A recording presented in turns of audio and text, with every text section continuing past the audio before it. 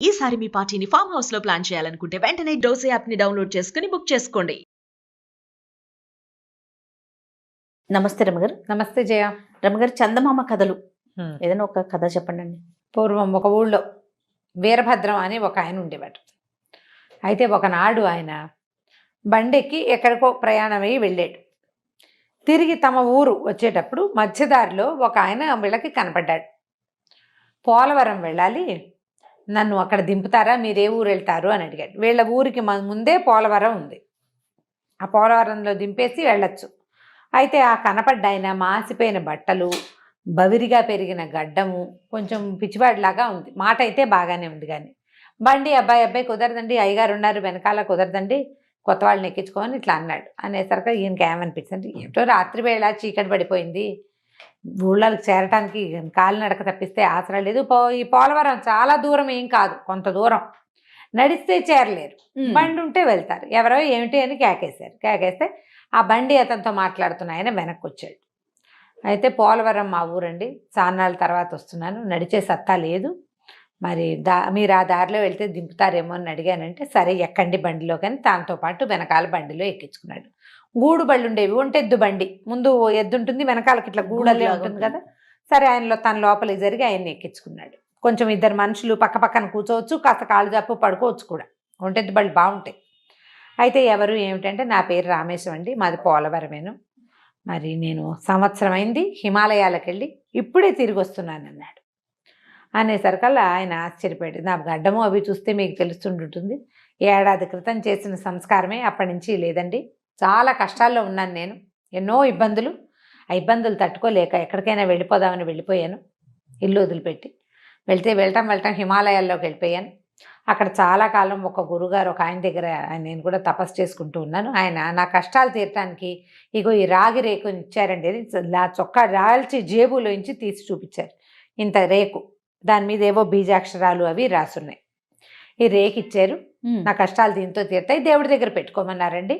ఇప్పుడే అక్కడి నుంచి బయలుదేరి రకరకాల కష్టాలు పడి హిమాలయాల నుంచి ఆంధ్ర ప్రాంతంలోకి రావాలంటే అదేం సింపులా, చాలా ప్రయాణం పడుతుంది కదా, ఎన్నాళ్ళో అయింది నేను బయలుదేరి కూడా, మొత్తానికి ఇల్లు చేరబోతున్నానండి అన్నాడు. అన్నాక ఎక్కడండి, పోలవరంలో మీ ఇల్లు అన్నాడు ఈయన. పోలవరంలో ఫలానా నువ్వుంది కదండి, ఆ పక్క నుంచి వెనకాల సందండి, శివాలయం వెనక సందు, ఇట్లా చెప్పాడు గుర్తులు. ఓహో అక్కడ కూడా మా వాళ్ళు ఎవరో ఉన్నారు, మాట్లాడుకుంటాం ఊళ్ళల్లో వ్యవహారాలు, అట్లా కాసేపు మాట్లాడుకున్నారు. సరే ఏమైంది, ఆ కూర్చున్న ఆయనకి కునికిపాట్లు వస్తున్నాయి, ఎప్పటి నుంచి నడుస్తున్నాడు. సరే కాసేపు నడుం వాల్చండి అన్నాడు. ఈయన వీరభద్రం గారు కూడా కాళ్ళు చాపు కూర్చున్నాడు, మెల్లిగా కునికిపాట్లు పడుతూ. బాగా 9:30 10 గంటలు అయ్యేసరికి ఆ పోలవరం చేరింది బండి. అక్కడి నుంచి ఇంకొక 30 గంట అరగంట ప్రయాణం చేస్తే వీళ్ళ ఊరు వచ్చేస్తుంది.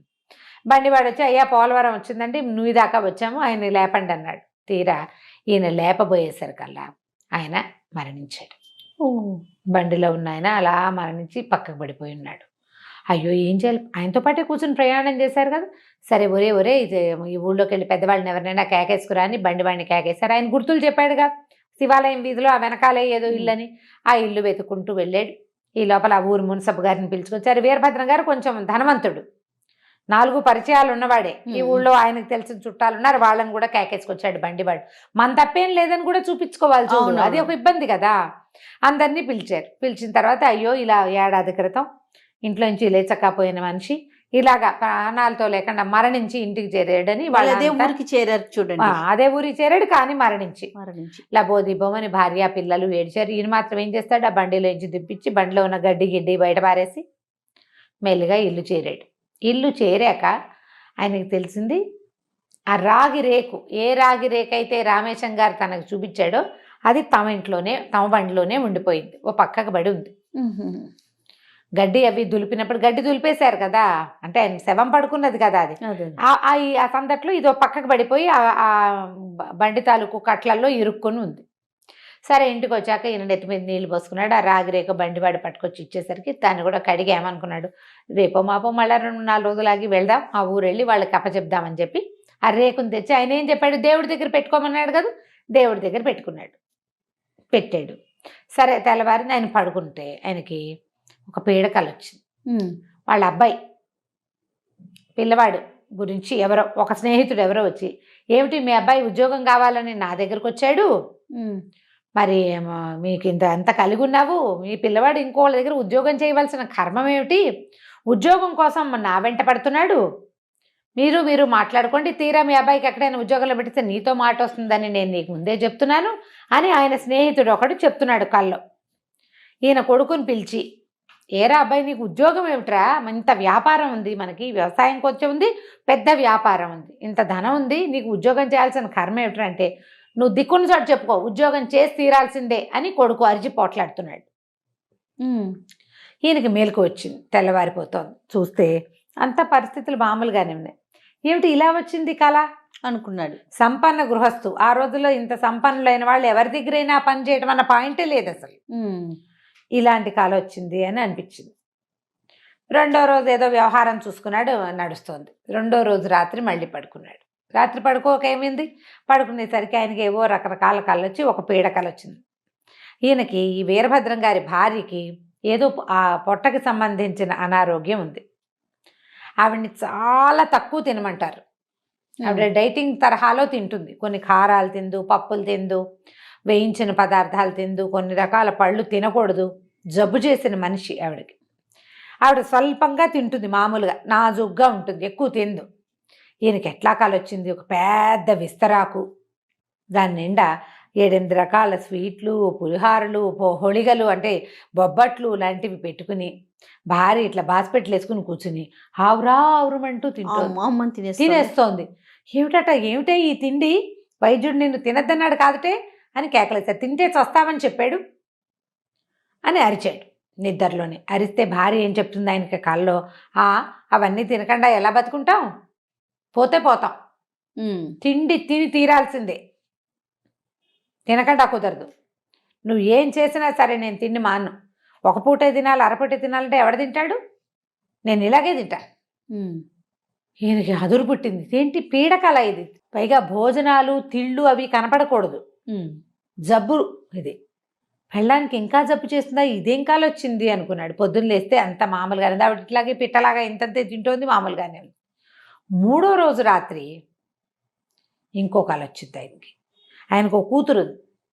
ఆ పిల్ల చప్పట్లు చరుస్తూ వచ్చి, నాన్న నేను ఎదురింటి అబ్బాయిని పెళ్లి చేసుకుంటాను అంతే, నాకు వేరే సంబంధాలు చూడద్దంటుంది. ఎదురింటి వాడిని చేసుకోవటం ఏమిటే, వాడికి ఏదో పేరు లేని జబ్బు వచ్చింది, రేపు ఎల్లుండో చచ్చిపోయేలాగా ఉన్నాడు అంటే, చచ్చిపోయినా సరే నేను వాడినే పెళ్లి చేసుకుంటానంటుంది పిల్ల. ఎదురింటి వాడిని పెళ్లి చేసుకుని తీరుతానంటుంది. ఆ ఎదురింట్లో ఉన్న పిల్లవాడు ఒక 25 ఏళ్ళు ఉన్నాయి, వాడు ఏదో తీరని వ్యాధితోటి తీసుకుంటున్నాడు, మంచాన పడిపోయాడు. ఈ అమ్మాయికి వయసుకు సరే కానీ జబ్బు. వాడిని పెళ్లి చేసుకుంటానంటుంది చప్పట్లు చరుస్తూ. నువ్వు ఏమైనా సరే అంటే, పిల్ల చప్పట్లు చరడం అంటే దిక్కుని చోటు చెప్పుకో అలా అనమాట. నువ్వు ఏం చేసినా సరే నేను పెళ్లి చేసుకునేది, వాడు చచ్చిపోతే వాడితో పాటు నేను నరకానికైనా వెళ్తా అని అరుస్తూ కూతురు ఆగంగా నా పెళ్ళి పెళ్ళి పెళ్ళి అలా మాట్లాడుతూ. మామూలుగా ఆడపిల్లల్ని వాడే చేసుకుంటే అలా అంటారా, అంటారు కదా. ఇదేం పీడకాల ఆయనకి అర్థమే కాల. అయితే ఏమనిపించింది, 3 రోజుల నుంచి నాకు ఈ కళ్ళు ఎందుకు వస్తున్నాయి, ఇవేం కళలు, ఆయనకున్నది ఓ భార్య 2 పిల్లలు, ముగ్గురు మీద 3 రకాల పిచ్చి కళ్ళు వచ్చినాయి. సరే గురువుగారి దగ్గరికి వెళ్ళి కనుక్కుందాం అనుకున్నాక ఆ గురువుగారిది ఎక్కడున్నారు, వీళ్ళ ఊరు నుంచి పోలవరం దాటి పై ఊరికి వెళ్ళాలి. అప్పుడు ఆయనకి ఏమనిపించింది అంటే, ఆ రామేశం చనిపోయాడు మన బండిలో, అతన్ని రాగి రేకు మన ఇంట్లో ఉంది, వాళ్ళకి ఇచ్చేసేద్దాం, గురువుగారిని కనుక్కుందాం మన పీడకల సంగతి అని ఆ రాగి రేకు కూడా చెత్తపుచ్చుకున్నాడు. పెళ్ళాన్ని చెప్పాడు, ఏమే ఒకసారి గురుగారి దగ్గరికి వెళ్ళొస్తాను, నాకేమిటో మనసు చాలా చికాగ్గా ఉంది అన్నాడు. సరే వెళ్తూ పోలవరంలో ఆగారు. ఆగాక వాళ్ళ ఇల్లు వెతుకుంటూ వెళ్ళాడు. చూసారుగా ఆ రోజు రాత్రి ఆ ఇంటికి వెళ్ళి ఆవిడ దగ్గరికి వెళ్ళేసరికి ఆవిడ చాలా దుఃఖపడి ఏడ్చింది. బాబు మా కష్టాలు ఏం చెప్పమన్నావు, నాకు పుట్టెడు జబ్బు, తింటే చచ్చిపోతాను నాయన, నేను తింటే చచ్చిపోతాను, తినకపోయినా చచ్చిపోతాను, నా జబ్బుకి వైద్యం దొరకలేదు ఎక్కడాను, మా ఆయనకు అదో బెంగ, ఎన్ని వైద్యాలు చేయించినా నా రోగం కుదరలేదు, కొన్ని తినకూడదు కొన్ని తినచ్చు, నేను ఏవి తినకూడదో అవే నాకు ఇష్టం, నేను ఏవి తినచ్చో అవి అస్సలు జీవితంలో తిన్నదాన్నే కాను, నేను ఆ జబ్బుతో చస్తున్నాను, పిల్లాడి ఉద్యోగం కోసం ఎంత ప్రయత్నం చేసినా వాడికి ఉద్యోగం దొరకట్లేదు, ఉద్యోగం లేదు వాడికి, మేమే అంతంత మాత్రం వాళ్ళము, మాకు సత్తా లేదు. పిల్లాడికేమో ఉద్యోగం రాలేదు, మా ఆయనకు అదో పిచ్చి బెంగ, చదువు అయిపోయింది ఉద్యోగం రాలేదని. పిల్లకేమో ఎదురింటి వాళ్ళ సంబంధం కుదుర్చుకుందామని ఉంది మాకు. ఏమైనా సరే ఆ పిల్లాడు అందంగా లేడని మా పిల్ల చేసుకోనంటోంది. ఈ పిల్ల మాట విందు, ఆ పిల్లాడు సెటిల్ అవ్వాల, నాకేమో తీరని జబ్బు, వీటితో విసిగిపోయి మా ఆయన వీటికి ఏదో పరిష్కారం తీసుకొస్తానని వెళ్ళిపోయి చచ్చి మీ చేతిలో చచ్చి మా ఇంటికి వచ్చాడండి అని ఏడ్చింది. ఏడ్చేసరికి నేను వెంటనే స్ట్రైక్. ఈ 3 విషయాలే కాదు నాకు కలొచ్చింది. భార్యకేమో జబ్బు, తిండి తినకూడదు, తినేసింది. కరెక్టే. పిల్లాడేమో నేను ఉద్యోగం చేసి తీరుతానంటున్నాడు. పిల్లేమో ఎదురింటి వాడు చచ్చిపోయేందుకు సిద్ధంగా ఉండామన్నవాడిని చేసుకుంటాను. సరే వెంటనే నేనేమన్నాడంటే, అమ్మ రామేశం గారు, మేము బండిలో వచ్చేటప్పుడు నా చేతికి ఒక రాగిరేకు చూపించాడమ్మా. నాకు నా చేతికి ఇవాళ ఆయన దగ్గరే ఉంది, పడుకున్నప్పుడు పక్కన పెట్టుకున్నట్టున్నాడు. ఆయనకి గురువుగారు ఈ రాగిరేకు ఇచ్చి నీ ఇంట్లో పెట్టుకో, నీకు మంచి జరుగుతుందని అన్నారట. ఇదిగో అమ్మా, ఇది మీ ఇంట్లో పెట్టుకోండి అని ఆవిడ చేతిలో పెట్టి, ఆవిడ ఈ వెంటనే ఆ రాగిరేకు కళ్ళ కదుకుని, ఫోన్లే నాయన చచ్చేలోక అన్నాడో మా ఆయన, ఇదైనా నాకు దక్కిచ్చాడని ఆవిడ తీసుకుపోయి లోపల పెట్టుకుంది. నేను వెళ్ళొస్తానమ్మా అని బయటకు వచ్చాడు. ఇక గురువుగారి దగ్గరికి వెళ్ళక్కర్లేదనిపించింది ఆయనకి. ఈ రేకు నా దగ్గర ఉండటం ఏ కష్టాలు తీరుతాయని గురువుగారు ఒక మహర్షి రామేశం గారికి ఇచ్చాడో ఆ కష్టాలు ఏమిటో నాకు తెలియజేసేసారు. అదే కనపడుతోంది కదా. అవును. సరే అక్కడి నుంచి ఆవిడకి ఏం చెప్పాడంటే, అమ్మ పిల్ల పెళ్ళికి ఏదైనా కావాలంటే సహాయం నేను చేస్తాను, మీ అబ్బాయికి ఉద్యోగానికి మా ఊరు పంపించండి, నేను ఉద్యోగం వేయిస్తాను. మా ఊళ్ళో ఒక మంచి శాస్త్రి గారు ఉన్నారు, చాలా అత్యద్భుతమైన వైద్యుడు, అపర ధన్వంతరి, మీకు చూపిస్తాను. మీకు ఫలానా ఎల్లు ఎక్కడ చెప్తాను, నేను చెప్తా ఒక మాట, పిల్లవాడిని తీసుకుని మీరు అక్కడికి వైద్యానికి వెళ్ళండి అని ఆ 3 మాటలు చెప్పేసి ఓసారి గురువుగారికి వెళ్ళి దండం పెట్టుకుని ఇంక ఈ విషయం ఆయనతో డిస్కస్ చేయలే, ఇంటికి వెళ్ళిపోయాడు అనమాట. ఆ రాగి రేకు వల్లే ఈయనకి ఇలాంటి కళ్ళు వచ్చినాయి. ఇప్పుడు కొంతమంది పాలిట వరంగా ఉండే విషయాలు కొంతమందికి శాపంగా పరిణమించే అవకాశాలు కనిపిస్తాయి అప్పుడప్పుడు. ఒక్కొక్కళ్ళకి ప్లస్ అవుతుంది, అది మనకి మైనస్ అవుతుంది. అవునండి. ఆ రాగిరేకు ఈయనింట్లోనే ఉండుంటే ఆయన ఏముందిలే రాగిరేకు ఏదో దేవుడిదే కదా అని పెట్టుకుంటుంటే ఈయనకి ఇలా కళ్ళు వస్తూనే ఉండేవి. కొన్నాళ్ళకి ఆ ఇబ్బందులు ఈయన మీద కూడా వచ్చేవి. అందుకని ఏం చెప్తారంటే, ఇతరులవి తాయెత్తులు కానీ వేరే వాళ్ళవి ఏవైనా మనం తెచ్చుకోకూడదు అని చెప్తారు. అవును. వేరే వాళ్ళ ఇళ్లల్లోని దేవతా ప్రతిమలు అవి మనం తేకూడదు. ఇప్పుడు మనం ఏదో పూజ చేసుకుంటాం, చాలా కాలం మనం పూజలు మానేసాం, ఎక్కడికో దేశ విదేశాలకు వెళ్ళిపోతున్నాం. అలాంటప్పుడు ఫ్రెండ్స్కి ఇవ్వకూడదు ఆ ప్రతిమల్ని, వాటిని దేవాలయాల్లో ఇవ్వమని చెప్తారు.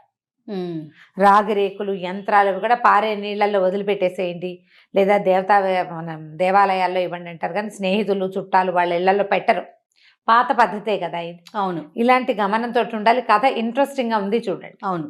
కథ కంచికి మనం ఇంటికి. చాలా బాగుంది రమ్మ గారు. నమస్తే. నమస్తే.